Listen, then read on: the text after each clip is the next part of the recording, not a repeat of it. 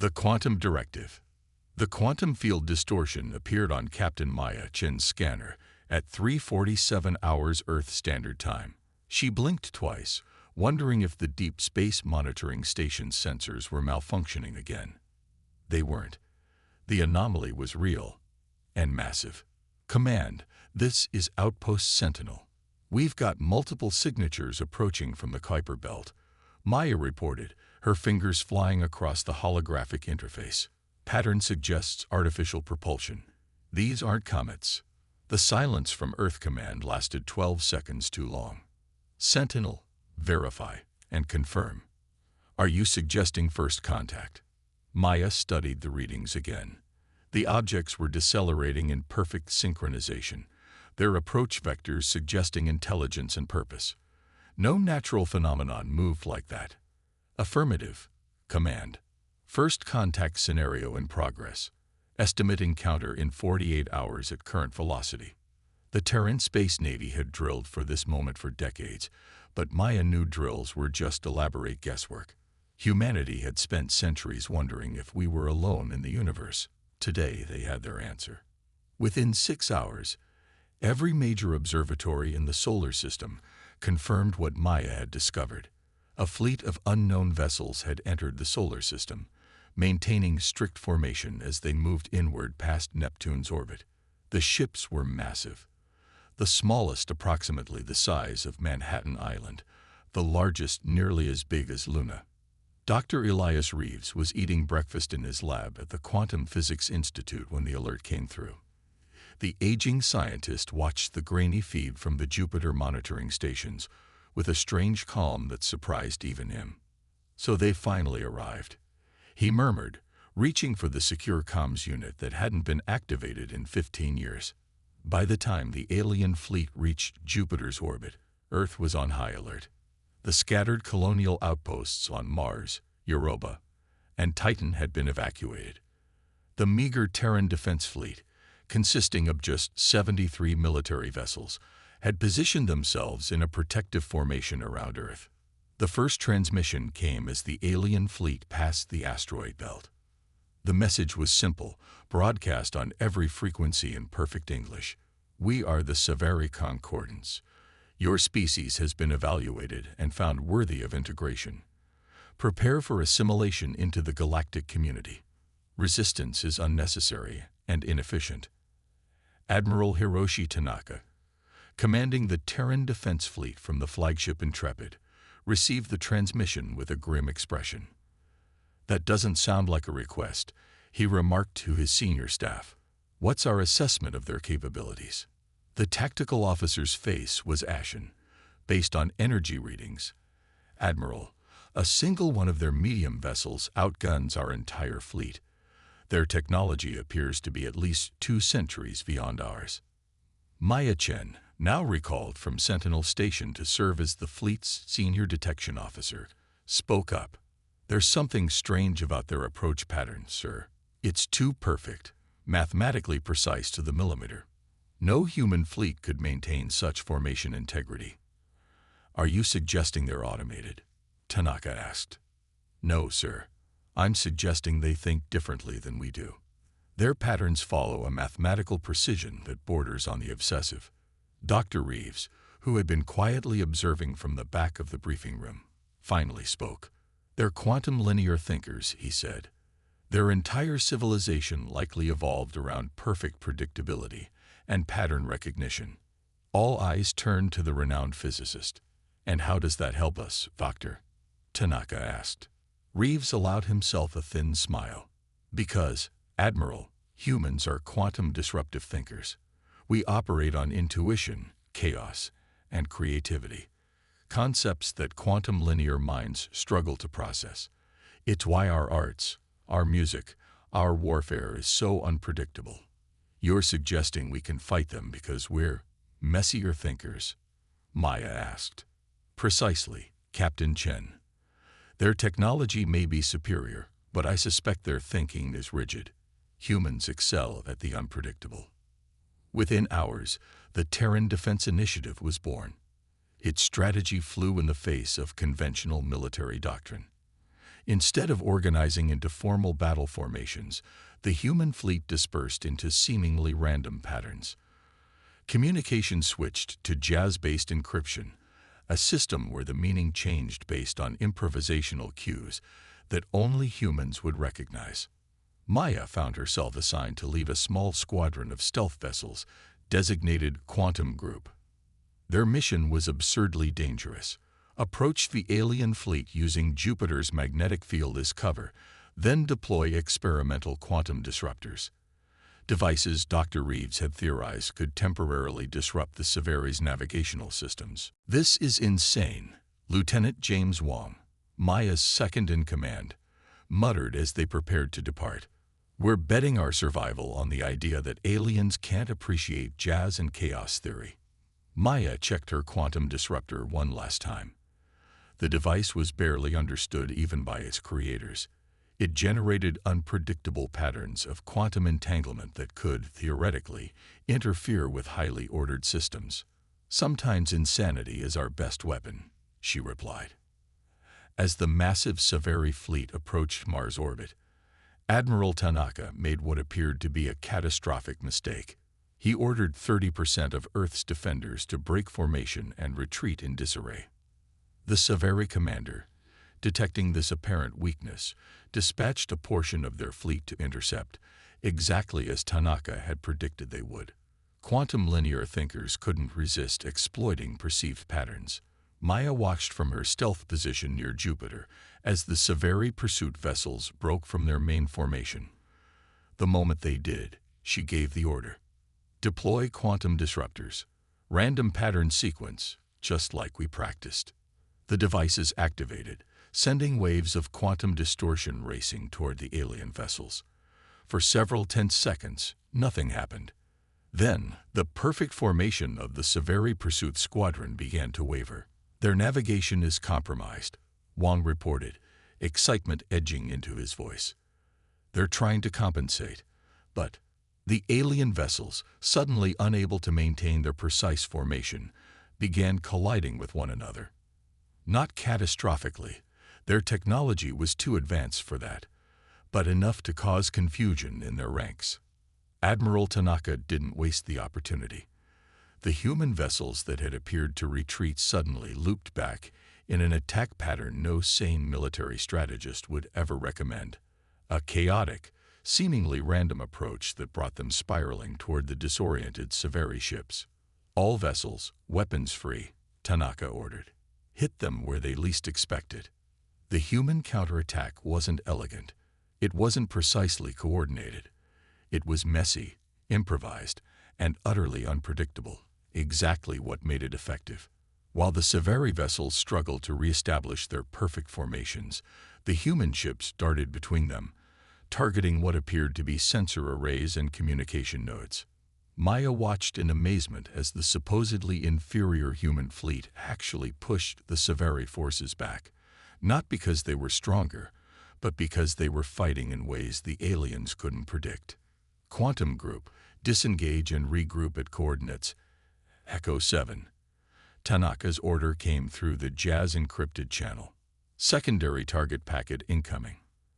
As Maya's squadron pulled back, she studied the tactical display. The main Severi fleet was adjusting its approach, slowing considerably as it analyzed the unexpected resistance. "They're learning," she murmured. "They're trying to understand our patterns." "But we don't have patterns," Wong replied. "That's the whole point. Everything eventually forms patterns." Dr. Reeves' voice cut in unexpectedly on the command channel. "Even chaos has meta-patterns if you observe it long enough. We need something bigger, something fundamentally outside their experience." The scientist's voice held an urgency that made Maya's skin prickle. "What are you suggesting, Doctor?" Admiral Tanaka asked. "The quantum directive," Reeves replied. "It's time to implement Protocol Omega." A heavy silence fell over the command channel. Protocol Omega was theoretical, a last resort scenario involving weaponized quantum entanglement on a massive scale. It had never been tested because the risks were incalculable. "That's not an option," Tanaka finally responded. "The collateral damage would be..." Acceptable compared to extinction, Reeves cut in. I've studied the Sci-Fi energy signatures. They're vulnerable to quantum disruption in ways we never anticipated. We can end this now, or we can wait until they adapt to our current tactics. Maya looked out her viewport at the massive alien fleet regrouping near Mars. The initial confusion in their ranks was already dissipating as they analyzed and adapted to human tactics. "Sir," she said, addressing Admiral Tanaka, "I think Dr. Reeves is right. We caught them by surprise once. We won't get a second chance." "The quantum directive requires a delivery system," Tanaka noted. "Something that can get close enough to their command vessels." Maya exchanged glances with Wong. They both knew what that meant. "Quantum group volunteers." "Admiral," she said firmly, "we're already configured for stealth approach." The mission parameters came through minutes later. Quantum group would approach the Sci-Fi command vessel under stealth, plant the quantum disruptor device, significantly modified by Dr. Reeves, and withdraw before detonation. In theory, the device would create a cascading wave of quantum uncertainty that would ripple through the highly ordered Sci-Fi systems, temporarily paralyzing their fleet. In practice, no one knew exactly what would happen. As Maya's ship accelerated toward the Sci-Fi command vessel, she thought about humanity's strange position. Here they were, technologically outmatched, facing an advanced alien civilization, and their greatest weapon was essentially organized chaos, the inherent unpredictability of human thought. 2 minutes to insertion point, Wong reported, his voice steady despite the circumstances. Maya nodded, checking the quantum device one last time. "Remember, plant and retreat. No heroics." "Wouldn't dream of it, Captain," Wong replied with a thin smile. The Sci-Fi command vessel loomed ahead, a massive structure of impossible geometries and pulsing energy fields. As they approached, Maya couldn't help but admire its perfection and understand why beings capable of such precision might find humans so baffling. "We're in position," Maya reported, "deploying quantum package now." The small, unassuming device detached from their ship, drifting toward the Sci-Fi vessel on minimal thrusters. "Package attached. Initiating withdrawal," Maya ordered, already turning their ship away. They were halfway back to the rendezvous point when the quantum device activated. There was no explosion, no visible energy discharge, just a subtle ripple that seemed to momentarily distort the very fabric of space around the Sci-Fi command vessel. Then, one by one, the lights on the alien ships began to flicker. The battle for Earth's survival had entered a new phase, and for the first time since the massive alien fleet had appeared at the edge of the solar system, Maya dared to hope that humanity might actually survive. But as the quantum directive took effect, nobody, not Admiral Tanaka, not Dr. Reeves, and certainly not Maya, could predict the true consequences of unleashing quantum uncertainty on beings who understood the universe through perfect order. Divergence point. The quantum directive's effects were unlike anything humanity had prepared for. As the cascading wave of quantum uncertainty rippled through the Sci-Fi fleet, their perfect formations dissolved into chaos. Ships drifted aimlessly, their navigation systems unable to process the randomized quantum states that now permeated their computer cores. For 6 hours, the alien armada hung paralyzed in space. Earth celebrated a temporary victory. "It worked better than we could have hoped," Admiral Tanaka told the assembled Joint Chiefs in the underground command center beneath Geneva.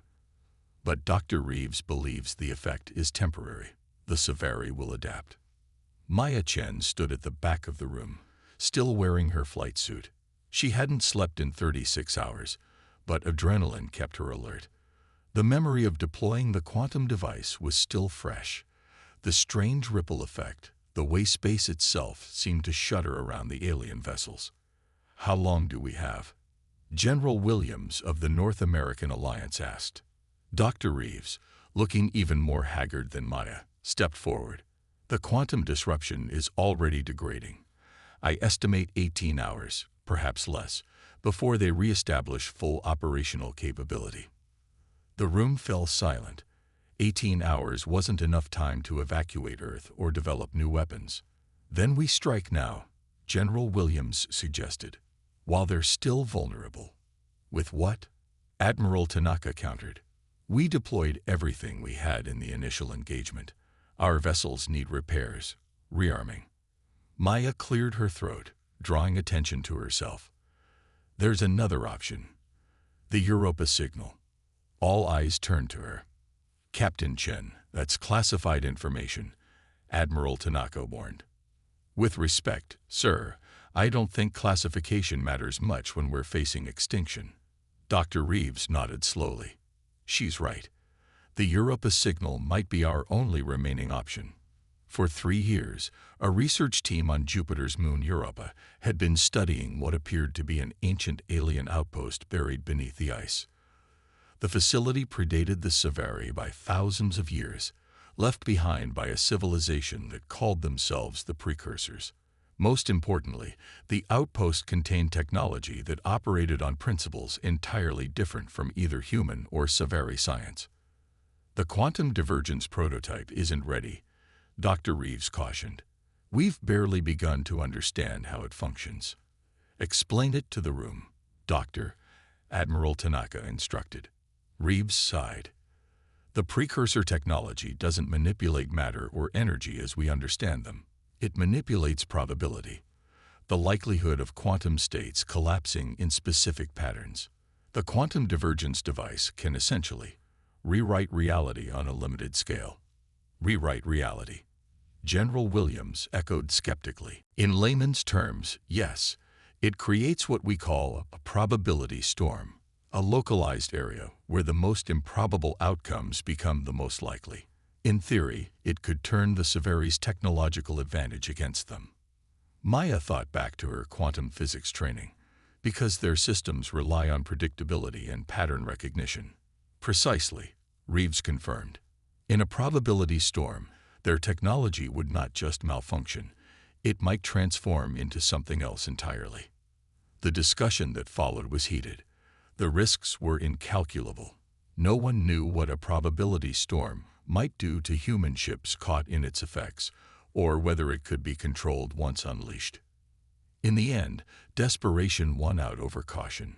Maya found herself assigned to lead a small team to Europa to retrieve the quantum divergence prototype. The journey to Europa was tense.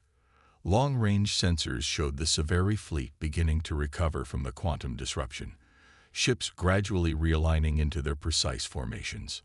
Maya's transport landed at Europa Research Station Alpha, a facility buried 2 kilometers beneath the moon's icy surface. Dr. Imani Okoro, the station's director, met them at the airlock. When they told me you were coming, I almost didn't believe it, Okoro said as she led Maya and her team through the station's winding corridors. The prototype isn't ready for deployment. Ready or not, Doctor, it's what we have, Maya replied grimly. The laboratory housing the quantum divergence device was unlike any research facility Maya had seen before. Strange geometric patterns covered the walls, not decorative, but functional somehow, part of the precursor technology that permeated the ancient outpost. The device itself was surprisingly small, a dodecahedron about the size of a basketball, composed of a material that seemed to shift between solid and translucent states. How does it work? Maya asked, resisting the urge to touch the strange object. Dr. Okoro gestured to the patterns on the walls. The device is just the focus. These patterns are the actual technology, a system for manipulating quantum probability fields that we're only beginning to understand. The precursors built this as a research station, not a weapon. But it can be used as one. Theoretically, we've run simulations, but never a field test. The problem is targeting. Probability manipulation isn't precise. It's like trying to control a hurricane. Maya studied the device. We don't need precision. We just need to disrupt the Savari long enough to establish dialogue or force a retreat.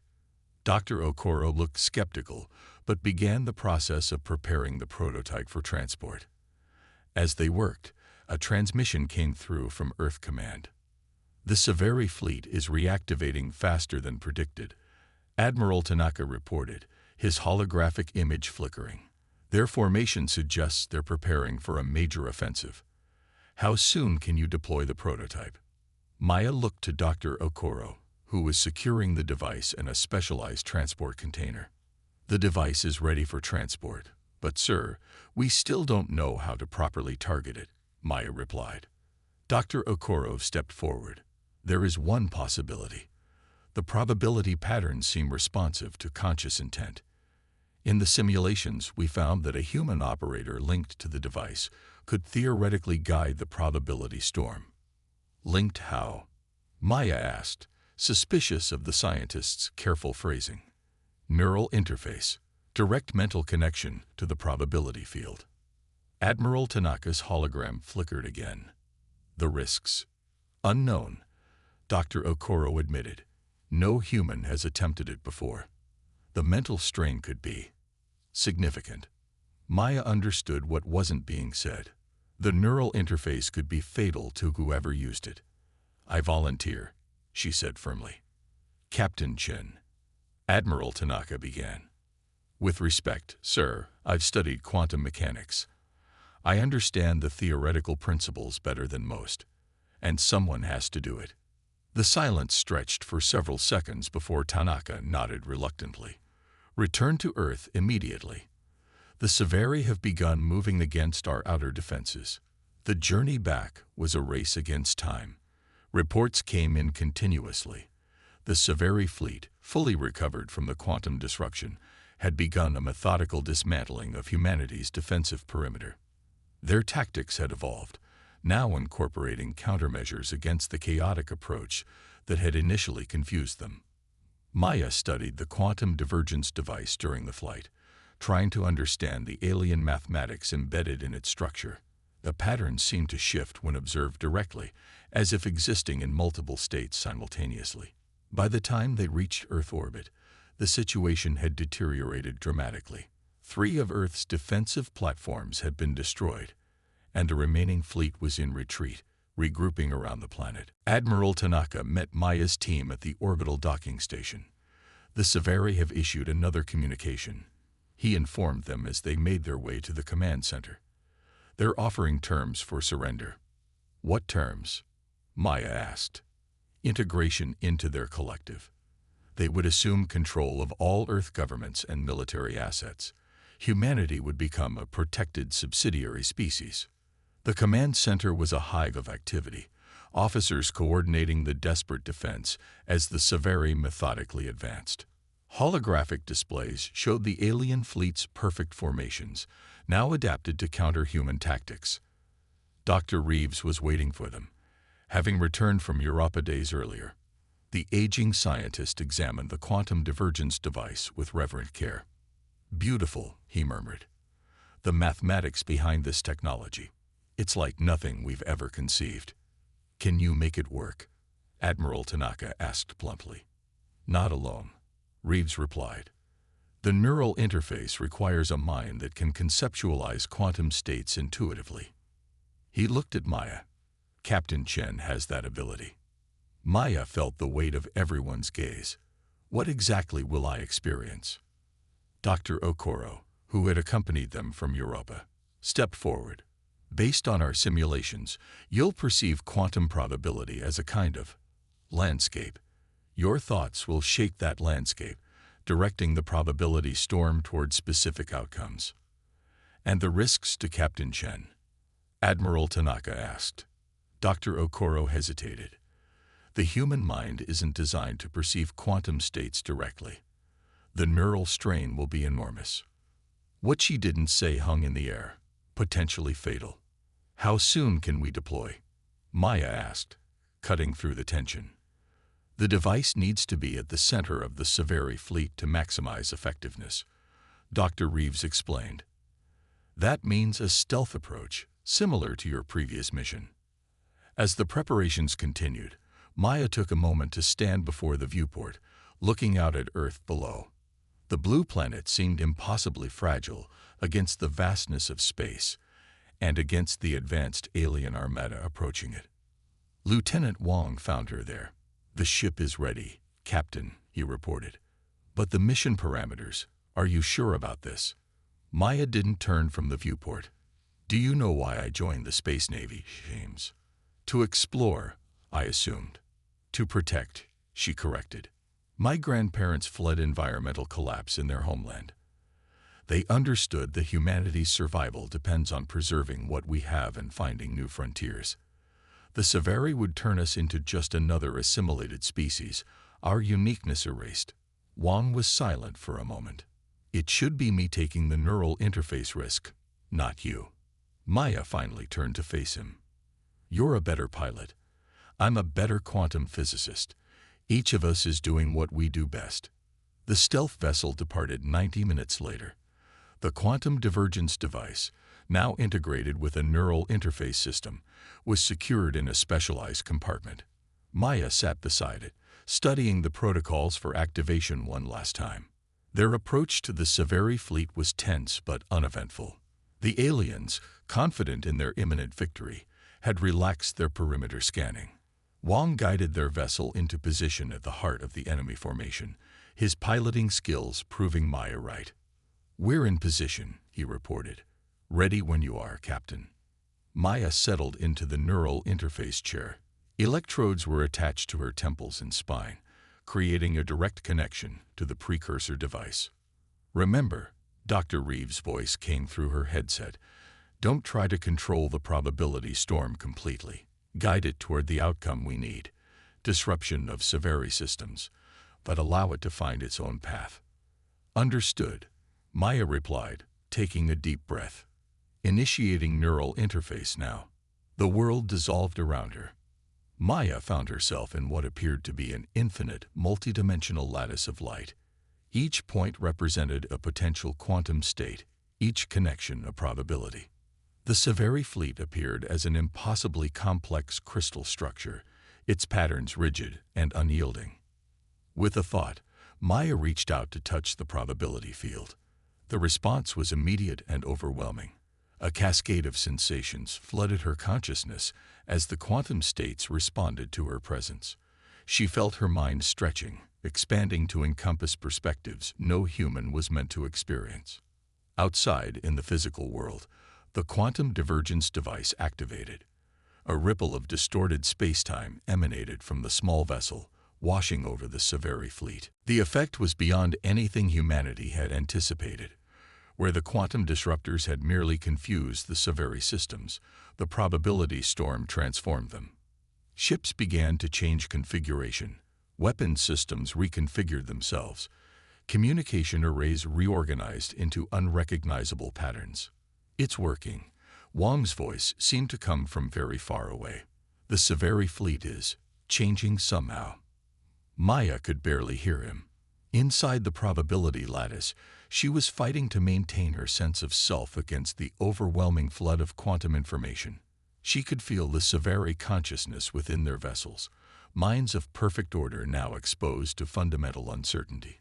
And something else was happening. As the probability storm intensified, Maya sensed another presence within the quantum field. Ancient, vast, and watchful. The precursors, not physically present, but encoded somehow within the quantum technology itself. A seed of consciousness, waiting for minds capable of perceiving it. "You have awakened the divergence." The thought wasn't word so much as understanding, implanted directly into Maya's consciousness. "What is the divergence?" Maya directed the thought back into the quantum field. "The next step. The pathway between ordered thought and quantum consciousness. We left it for species ready to transcend." Maya struggled to comprehend. "We're fighting for survival, not transcendence." "They are the same." The presence seemed amused.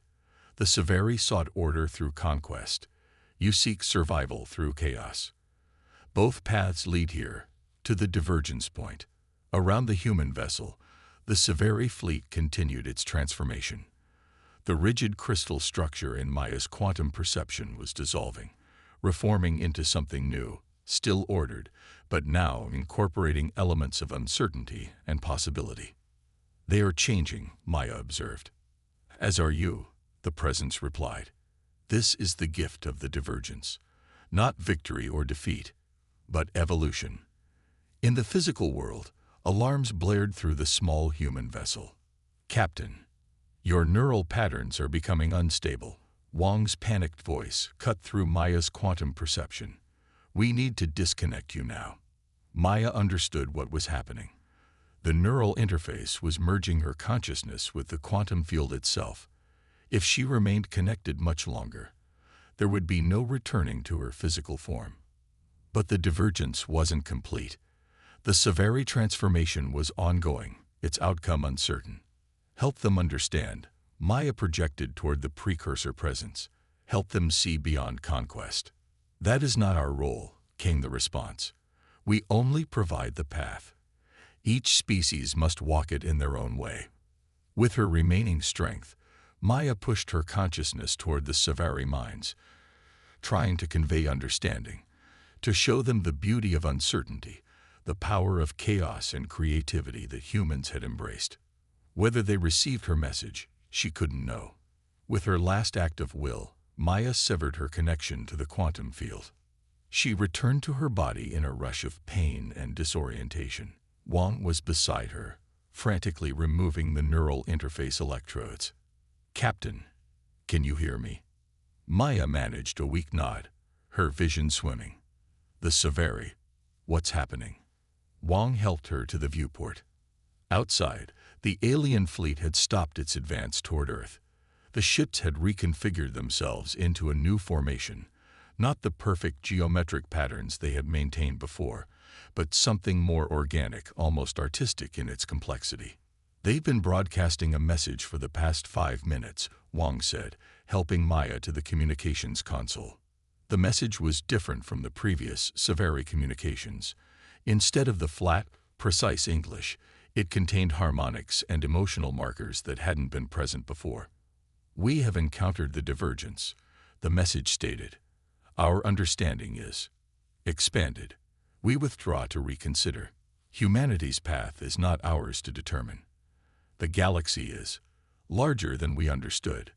Maya collapsed into the pilot's chair, exhaustion overtaking her. "They're leaving." "Looks that way," Wang confirmed, checking the sensor readings. "Their fleet is already pulling back past Mars orbit." As their small vessel returned to Earth, Maya watched the Sci-Fi retreat. The neural interface had changed her too, left her with perceptions and understanding she was still processing. She could still feel echoes of the quantum field, still sense the vast lattice of probability that underlay reality. Earth celebrated victory, but Maya knew it wasn't that simple. The encounter with the Sci-Fi and the precursor technology had fundamentally altered humanity's path. The quantum divergence wasn't just a weapon. It was a doorway to a new understanding of reality itself. In the months that followed, research teams worked to understand the changes in both the Sci-Fi and the human survivors who had been closest to the probability storm. Maya, most affected of all, found herself perceiving quantum possibilities in everyday events, seeing the branching pathways of cause and effect that most humans never noticed. Dr. Reeves theorized that the precursors had designed the quantum divergence as an evolutionary catalyst, a means of guiding species toward a more profound understanding of reality. 1 year after the Sci-Fi retreat, a new message arrived from the depths of space. Not from the Sci-Fi this time, but from another species altogether, one that had encountered the transformed Sci-Fi and learned of Earth. "We have heard of the species that walks the path of chaos and creativity," the message read. "We seek dialogue and exchange of knowledge." As Maya prepared to join the first official diplomatic mission to meet these new aliens, she reflected on how close humanity had come to extinction, and how their greatest weakness, their unpredictability, had proven to be their greatest strength. The precursor presence had called it the divergence point, the moment when a species chooses between rigid order and creative chaos. Humanity had made its choice long ago, embracing the uncertainty that made art, music, love, and innovation possible. Now that choice had opened the doors to the stars in ways they never could have imagined. Maya looked out at the vast starfield beyond Earth's orbit, sensing the quantum possibilities spreading before humanity like an infinite ocean. The journey had only just begun.